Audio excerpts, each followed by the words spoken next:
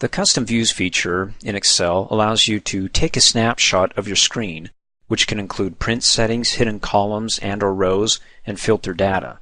In other words, what I can do is anytime I want to go ahead and filter in this category for antibacterial, and then I go, well, I don't want to have the filter turned on, I unapply it, then reapply it. It takes quite a few steps. Well, instead what you can do is you can apply it once, take a snapshot of it or a custom view, and then have that saved, and in just a matter of a click or possibly two, reapply that custom view or that filter antibacterial category in a snap without having to turn on the filter and then go ahead and clicking on the drop down arrow and taking many steps. So to apply your custom views, go ahead and come up here, click on the View tab, go to the Workbook Views group, click on Custom Views. Now the first custom view that I always add is going to be my original, where I don't do anything to the worksheet. So click on Add, go ahead and type in Original, and then if you ever forget the purpose of the custom view and what to include in it, it's right here. Print settings, you can include that. You can include hidden rows, columns, and filter settings, or uncheck both the boxes if you don't want to include them even though you have them applied in your worksheet here.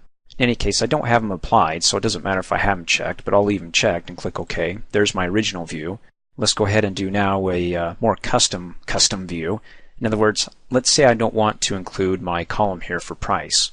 So I'm going to go ahead and hover over the G column header, right click, and then go down and say I want to hide it. And then let's take a snapshot of that by coming up here, clicking on Custom Views, click Add, and let's say this is the No Price column, and then click OK.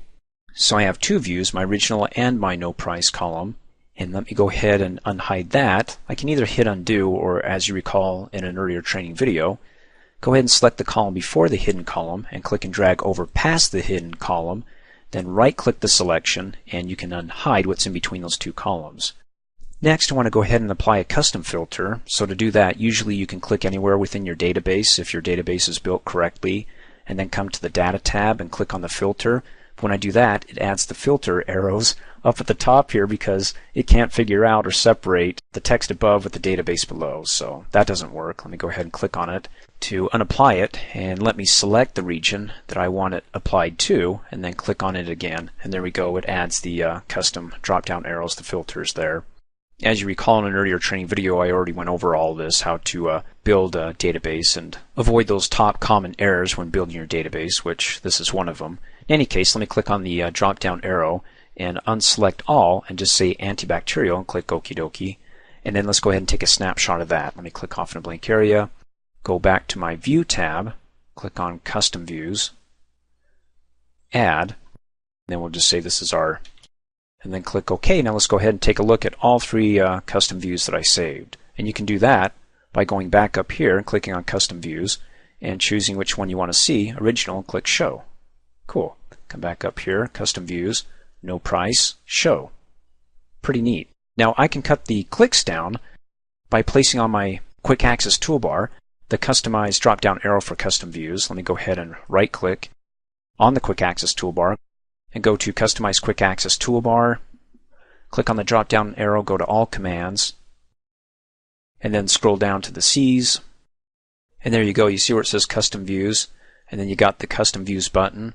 In any case, let's take a look at both. Double-click, and then double-click. Click OK. We've got them both added. When you click on the button here, you can see it's the same button right there, so you don't have to go to your View tab anymore. If you're on the Home tab, you don't have to click over here. Just click on that. It brings up the same window, close. Or if you're no longer adding custom views and you just want to toggle between all the views without having to bring up that window, just click on the drop-down arrow here and go to Original. Let's go to Antibacterial. Cool.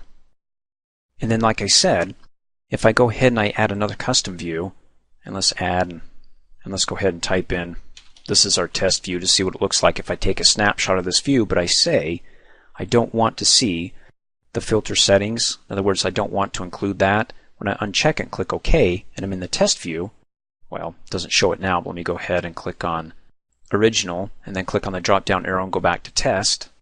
You see when I try Test, it doesn't have the filter applied because I said don't include it.